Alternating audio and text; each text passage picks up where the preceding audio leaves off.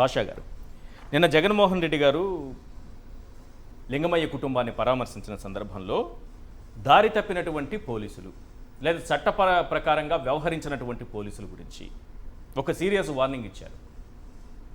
మీ బట్టలు ఊడదీసి నిలబెడతా, చట్టం ముందు దోషులుగా నిలబెడతా, ఎల్లకాలం ఇదే ప్రభుత్వం ఉండదు. ఇది అందరూ గుర్తుపెట్టుకోవాలి. అది పోలీసులకే కాదు, ఈ ప్రభుత్వం ఎల్లకాలం ఉండదనేది ప్రపంచమంతా గుర్తుపెట్టుకోవాల్సిన విషయం.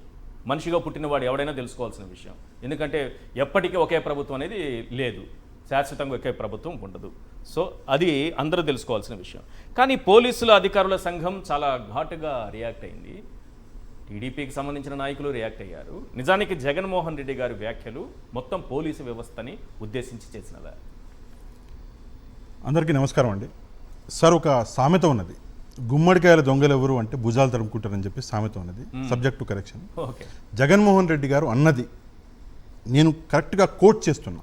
ఆయన అన్న వర్డ్స్ చంద్రబాబు గారి మెప్పు కోసం చంద్రబాబు నాయుడు గారి దగ్గర వాచ్మెన్గా ఉన్న వాళ్ళు అందరినీ చట్టం ముందు నిలబెడతాము, యూనిఫామ్ తీసేసి బట్టలు ఇప్పదీసి అంటే నిలబెడతాము. ఆయన మన జగన్మోహన్ రెడ్డి గారు చెప్పింది ఒక్కొక్క విషయాన్ని నేను కోట్ చేసిన.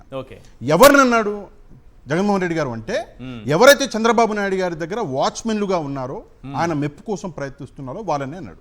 మరి వీళ్ళు ఎందుకు రియాక్ట్ అవుతున్నారు? వీళ్ళు కూడా అదే పని చేస్తున్నారా? ఈ ప్రశ్నకి సమాధానం అనేది చెప్పాలి.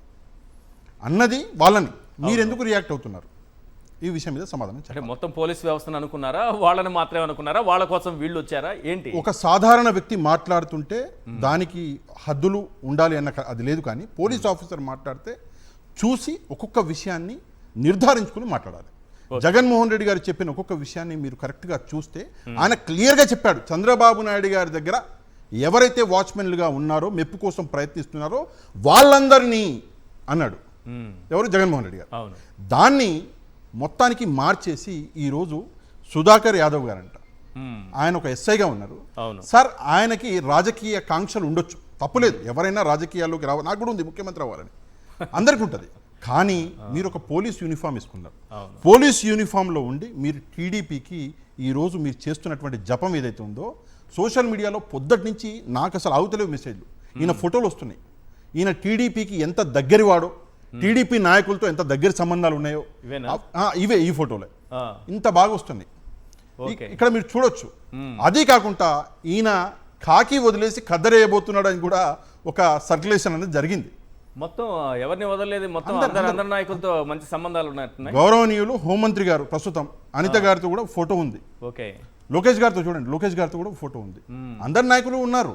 పరిటాల శ్రీరామ్ ఈయన ఈరోజు రాజకీయాల్లోకి దిగాలి అన్న ఒక ఆకాంక్షలు కూడా ఉన్నాయి అటువైపు.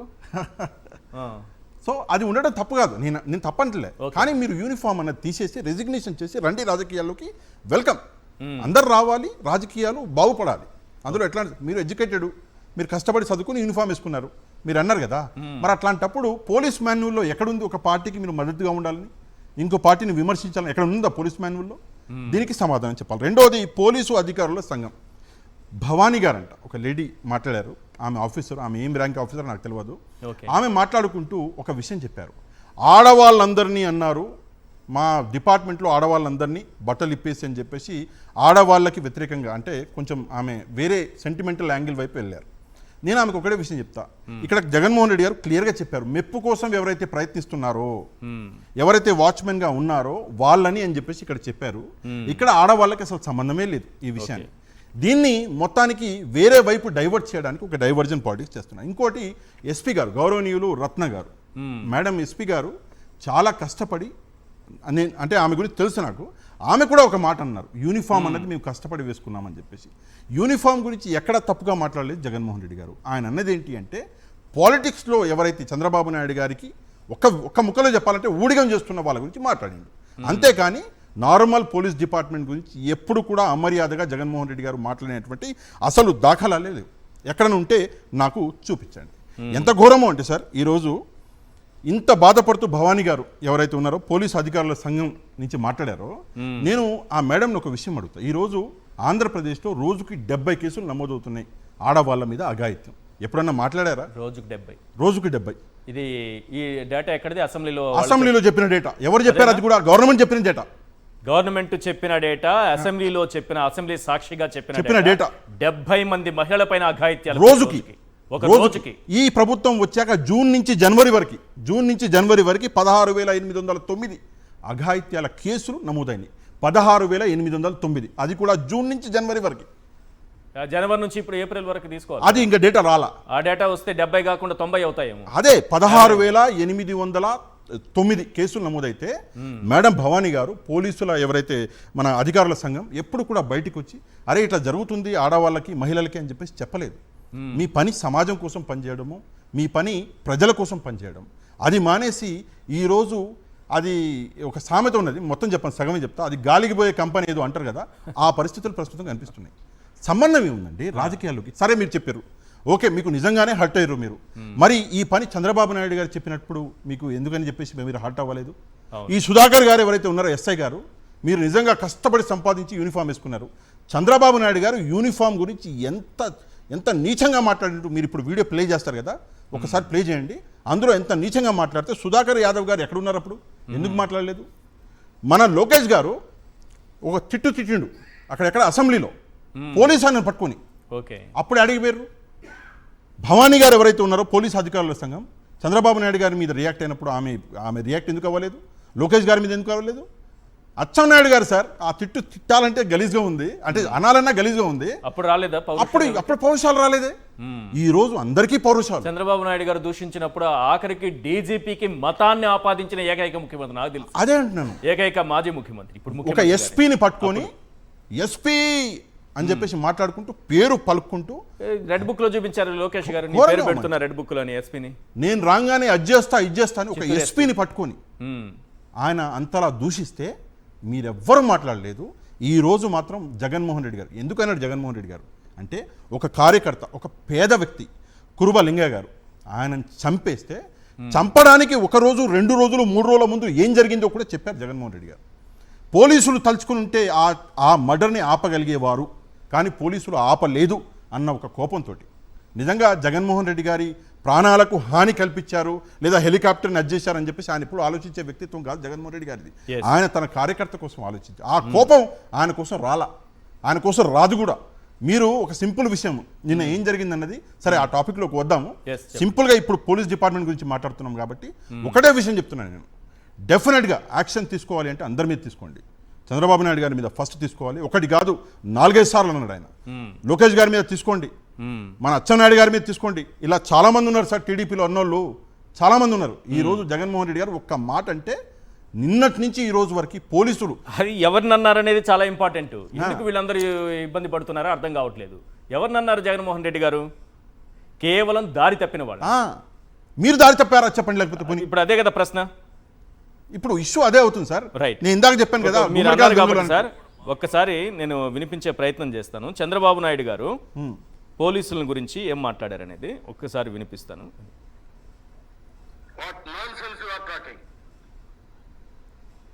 మీ ఇష్ట ప్రకారం చేస్తే రాష్ట్రంలో భయపడతారనుకుంటున్నారని ఒకటే చెప్తున్నా, గుర్తుపెట్టుకోండి. ప్రతి ఒక్కరూ ఎవరైతే టెయింటెడ్ ఆఫీసర్స్ ఉన్నారో వాళ్ళని హెచ్చరిస్తున్నా, వార్నింగ్ ఇస్తున్నా. నేను ఎప్పుడు నా ప్రాణానికి కూడా భయపడను. ఇష్టానుసారంగా వస్తున్నారు మీరు, ఉన్మాదుల వారిగా ప్రవర్తిస్తున్నారు మీరు, అర్ధరాత్రి రౌడీల మాదిరిగా వస్తున్నారు మీరు. ఇది గుర్తుపెట్టుకోండి. దీనికి తగిన విధంగా మీరు చట్టపరంగా యాక్షన్ తీసుకునే వరకు మిమ్మల్ని వదిలిపెట్టను. కొంతమంది రిటైర్డ్ ఆఫీసర్లు పెట్టుకుంటున్నారు.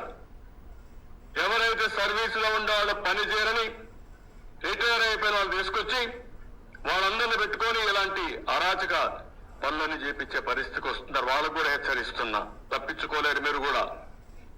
చట్టపరంగా పనిచేయండి, మేము కూడా సహకరిస్తాం. చట్టాన్ని ఉల్లంఘించి పనిచేస్తే ఏదో కావాలని కోర్టు తీసుకుపోయి తప్పుడు కేసులు పెట్టి అక్కడ కూడా సాక్ష్యాలు సరిగా పెట్టకుండా వాస్తవాలు చెప్పకుండా మమ్మల్ని శారీరకంగా బాధ పెట్టాలనుకుంటే కబద్దార్ జాగ్రత్తగా ఉండండి. దీనికి 10 రెట్లు మీరు అనుభవిస్తారు. ఈ విషయం మీరు యూనిఫామ్ గురించి జగన్మోహన్ రెడ్డి గారు ఏదో అన్నారని చెప్పేసి ఇంత పెద్ద రచ్చ జరుగుతుంది కదా. యూనిఫామ్ గురించి చంద్రబాబు నాయుడు గారు కూడా అన్నారు. మీరంటే ప్లే ఒకసారి వినిపిస్తాను, ఒక ఆడియో వినండి. పోలీసులు కూడా చొక్కాలు ఇప్పేయండి, మీ బట్టలు ఇప్పేయండి. పోలీసులు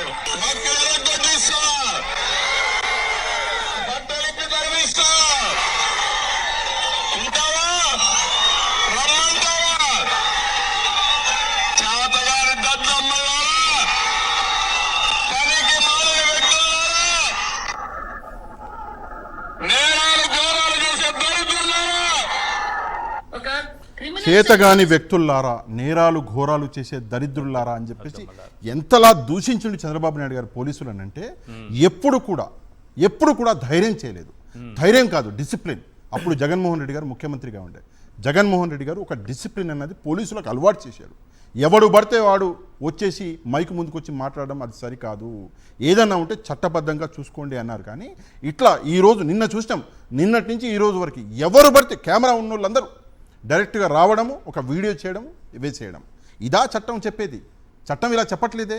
నిజంగా మీరు అంత హర్ట్ అయి ఉంటే జగన్మోహన్ రెడ్డి గారు తప్పు చేశారంటే కేసు బుక్ చేయండి, చేస్తారా?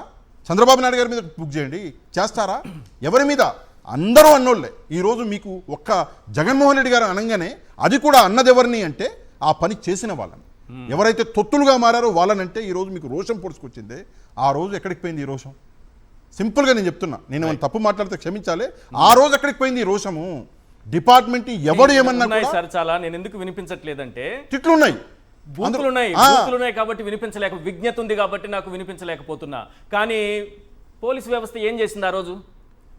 ఈ రోజు డీజీపీ గారిని మనం ఇదే ప్రశ్న అడగాలి. మా దగ్గర ఆధారాలు ఉన్నాయి సార్, పోనీ మీరు చెప్పండి, ఆధారాలు పంపించామంటే మీకు పంపించండి. దయచేసి మీరు యాక్షన్ తీసుకోండి. ఈ రోజు కేసులు పెట్టకూడదని ఏం లేదుగా. 4 ఏళ్ల కింద తప్పు చేస్తే ఈ రోజు కేసులు పెడుతున్నారు కదా మీరే వైసీపీ వాళ్ళ మీద. మరి ఇవి ఉన్నాయి కదా, మరి కేసులు పెడతారా? ఇప్పుడు చెప్పండి, మేము పంపిస్తాం డైరెక్ట్గా మీ నెంబర్కి వాట్సాప్ చేస్తాం సార్. ఏముంది ప్రాబ్లము? కుప్పలు తెప్పలుగా ఉన్నా కూడా సాక్ష్యాలు, కేసులు పెట్టే ధైర్యం లేదు పోలీసులకి. ఏం చేస్తున్నారు అంటే రాజకీయంగా ఒక బట్ట కాల్చి మీదేసే ప్రయత్నం చేస్తున్నారు. అక్కడ అన్నది ఎవరినో జగన్మోహన్ రెడ్డి గారు. అండ్ ఇంకో విషయం చెప్పాలి సార్, ఒక ఇంపార్టెంట్ విషయం. ఇంత రచ్చ ఎందుకు చేస్తున్నారు తెలుసా వీళ్ళు? జగన్మోహన్ రెడ్డి గారి సెక్యూరిటీ ల్యాబ్స్ ఏదైతే ఉందో దాన్ని ప్రశ్నిస్తారు అన్న కారణంగా దాన్ని డైవర్ట్ చేయడానికి ఇదంతా చేస్తున్నారు. దానిపైన క్లియర్ గా మాట్లాడాలి సార్. మనోభావాలు దెబ్బతిన్నాయి అని చెప్పేసి రచ్చ ఇదంతా మనోభావాలకింత. ఎందుకంటే ఈ డైవర్షన్ తీసుకొచ్చారు. ఎందుకంటే జగన్మోహన్ రెడ్డి గారి ప్రాణాలకు ముప్పు కలిగించాలనే కుట్ర భగ్నం అయిపోయింది అనుకున్నారు. ఏమో అక్కడ పోలీసుల వైఫల్యం స్పష్టంగా కనిపించింది ఆ హెలీప్యాడ్ దగ్గర చూసినటువంటి దృశ్యాలతో. దీంతో మొత్తం వ్యవహారాన్ని ఒక డైవర్ట్ చేయడానికి వాళ్ళు ఒక ప్లాన్ చేసుకున్నారు. ఆల్రెడీ వైసీపీకి సార్, అంటే చెప్పకూడదు, జగన్మోహన్ రెడ్డి గారి కుటుంబంలో ఒక సంఘటన ఆల్రెడీ ఉంది. నిన్న నాకు అసలు భయం వేసింది నా మనసుకి. ఎందుకంటే నాకు గుర్తుంది ఆ రోజు సెప్టెంబర్ 2వ తారీఖు సార్, రోజు మొత్తం నాకు ఒకటే పాప, చిన్న పాప. నేను ఆమెను పట్టుకొని టీవీ దగ్గర కూర్చున్నా. అరే ఏమైంది అంటే అప్పుడు ఒకటే పాప, ఆమెను పట్టుకుని నేను రోజు మొత్తం కూర్చున్నా. ఏమైంది 24 గంటల తర్వాత ఆ న్యూస్ వచ్చినప్పుడు నిజంగా నా కళ్ళల్లో నీళ్ళు, మా నాన్న కళ్ళల్లో నీళ్ళు. మా నాన్న నీళ్ళు ఎక్కడ నేను చూస్తాను కళ్ళ నీళ్ళు అని ఆయన పాపం అటు మళ్ళీ ఆయన ఏడుస్తున్నాడు, రాజశేఖర రెడ్డి గారికి ఎట్లా అయిందని చెప్పేసి. ఆ స్థితిలో నిన్న జరిగిన ఈ సంఘటన చూసి అదే గుర్తొచ్చింది మాకు. ఏం చేయాలనుకుంటుర్రు? ఏమీ లేదు, బ్యాకప్ వెనకాల ఇంకో నాయకుడు లేడు ఆ కుటుంబంలో అని చెప్పేసి ఏదన్నా ప్లాన్ చేస్తున్నారా? లేదా కావాలని గాలికి వదిలేసారా ఆ మనిషి ప్రాణం వెనకాల 1,35,00,000 మంది ఓట్లేసిన వాళ్ళు ఈరోజు కూడా ఉన్నారు. ఓట్లేసిన వాళ్ళు, ఓట్లు వేయని అభిమానులు, ప్రాణాలు ఇచ్చే అభిమానులు ఉన్నారు. మీరు మభ్య పెడితే సరే మీకు ఓటు వేసి ఉంటారు, అది వేరే సంగతి. కానీ ఓటు వేయకుండా జగన్మోహన్ రెడ్డి అనే వ్యక్తి కోసం ప్రాణాలు ఇచ్చేవాళ్ళు ఈరోజు కూడా ఉన్నారు. ఆంధ్రప్రదేశ్లో సగం జనం వాళ్ళే. అట్లాంటి ఆ ప్రాణాన్ని గాలికి వదిలేస్తా అంటే ఎట్లా సార్? ఒక్కసారి ఆలోచించండి.